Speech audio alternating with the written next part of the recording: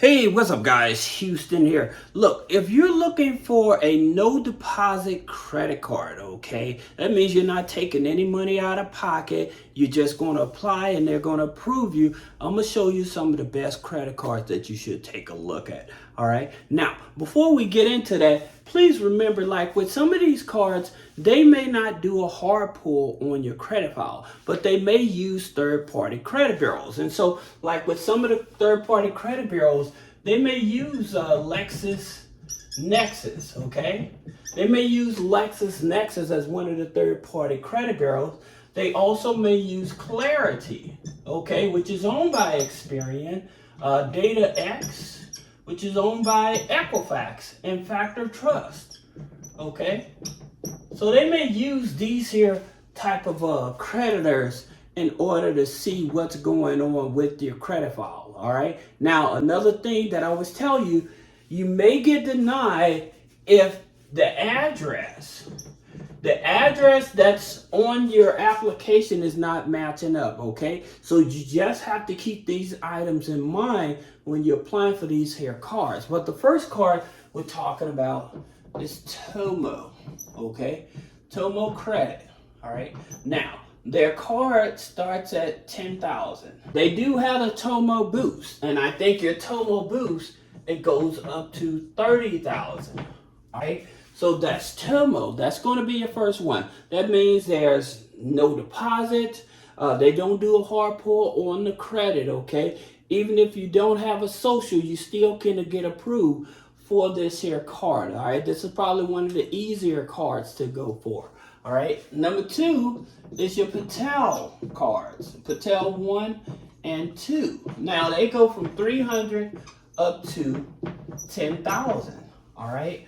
Now, here's the thing about it. What I was talking about, the third-party credit bureaus, this is what I mean with these here type of creditors, lenders. They use these here third-party credit bureaus to see what's going on with the file, okay? Then you have Credit.ai,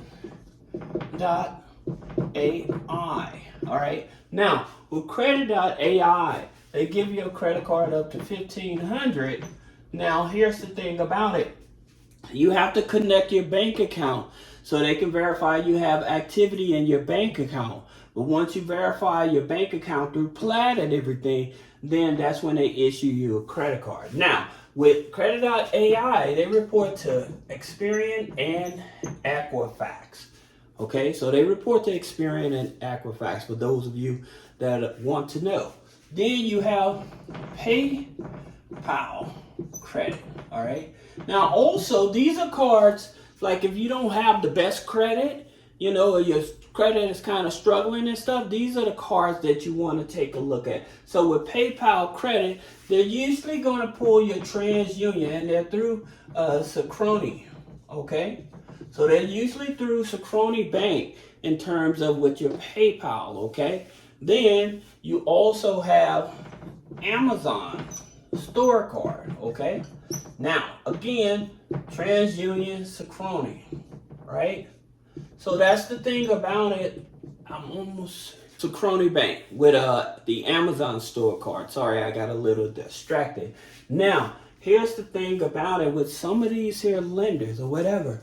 They start you out with a smaller limit, right? But here's the key to getting larger limits. The thing about it, you have to actually utilize the account. So even if they start you out with 500, the key to actually getting to like 3,000, 4,000, 5,000 is you actually utilizing that 500. So that means that even if you max that card out, if you get it to under 10% by the statement date, and I always tell you, pay your card down to 10% by the statement date, at least 3 days before your statement date. The reason is this is going to help your credit score, all right? It'll make your credit score jump, all right? So even if you may, say you use a couple $100 of it and you pay it off every time, every week or whatever, that's fine as well, all right? But you definitely want to make sure that you utilize the card. Don't just get it and put it away in a sock drawer or something like that. A lot of people do that, and so they wonder, well, how come they won't give me any limits? Well, you don't use the card. They don't have no data to go off of, all right? Now, for those of you that are looking for unsecured cards and stuff, you probably are struggling with paying other bills as well. So since that's the case, I want to share something with you. If you're needing extra money, you can go to Unclaimed, okay? Unclaimed.org. So the thing about it with Unclaimed.org, you can put your name in and your address. And what ends up happening, they will let you know if you have any money out there. So say that you moved to another state and you had a state income tax check, or maybe bought a product and that company was sued by the state and your name was on the list to get a compensation for that product or whatever, then actually it will be in that database. All right. So that's the reason I'm sharing it with you, because, hey, nobody wants to just leave money out there. All right. Now, if you having issues with your rent and stuff like that, here's something else. We're going to get back to the credit cards and stuff, but I just want to help you guys. And if I'm doing a good job, put a comment. Let me know if I'm doing a good job. All right. But here's, you go to the Department of Housing. If you're having problems with your rent, or your landlord keeps increasing your rent and stuff like that, like every 3 to 6 months or something like that, you can go to the Department of Housing. They will open up an investigation. And if they are gouging you, then what you can do, they will sue them for all the back rent that they overcharge you, okay? And so a lot of people are not aware of this. They're not aware of their options and things of that nature. So I think it's good to find resources to help our community, right? So again, like I said, if you find any value in the video, put a comment. There's one other, if you're needing help like with utilities and bills and stuff like that, you can go to 211.org, and they're able to help find resources locally for you as well. Okay, so this is something that's very important to help our community. Now, getting back to the cards, say that you have a business, all right? You just started your business, but you have bad credit, but you want a business credit card and stuff, but you don't want to put any money up front, then NAV, okay?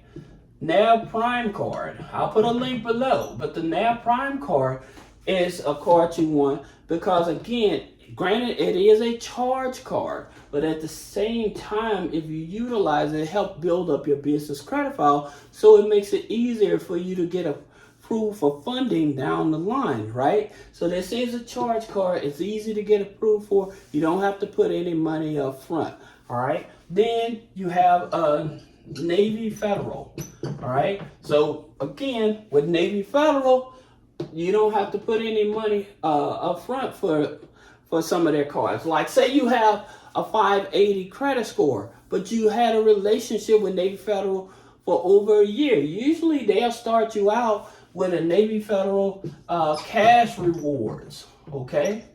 Where you don't have to put any money down, all right? Now what would help you if you have bad credit, you don't have a recent relationship with Navy Federal, then of course having a pledge loan, having the N rewards card after 6 months usually turn into a $2,000 cash rewards card anyway.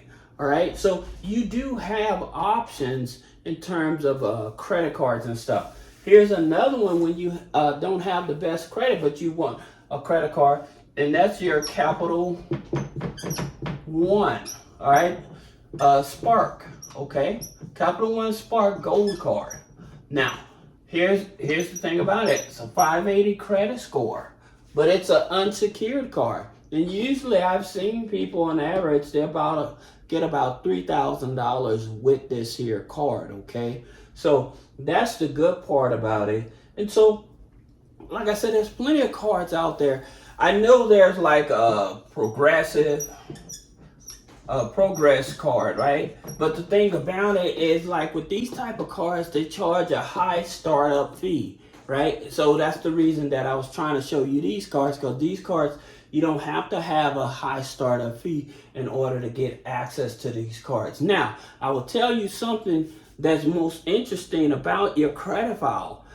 If you have a lot of unsecured revolving accounts, but you don't have a loan on the credit file, then it can keep your credit score lower, right? So in order to balance out the file, you do have to have a loan on there, all right? And so those of you that don't know where would I get a loan from and stuff like that, you know, some of your most simplified loans would probably be like Rise Credit. Now, with Rise Credit, they only loan up to $5,000, but with the payments, it'll actually start back reporting to the credit bureaus. And so remember I was telling you about those credit bureaus that some, like, they won't do a hard pull on the file and stuff, but they will report it to the credit bureaus. Well, they use those third-party credit bureaus, and so they're gonna use like Teletrack, all right? So they'll use like Teletrack, and they'll use Clarity, all right, for that loan or whatever. But this is a tribal lender up to $5,000. They're not in all 50 states, okay? That's something you have to keep in mind. But they are very flexible. Just keep in mind that interest rate on these type of loans is very high. So it's called Rise Credit. So those of you that missed that, all right? So if you have any other questions about business credit funding, personal credit funding, removing negative items off the credit, click the link in the description. Schedule a one-on-one consultation. Thank you.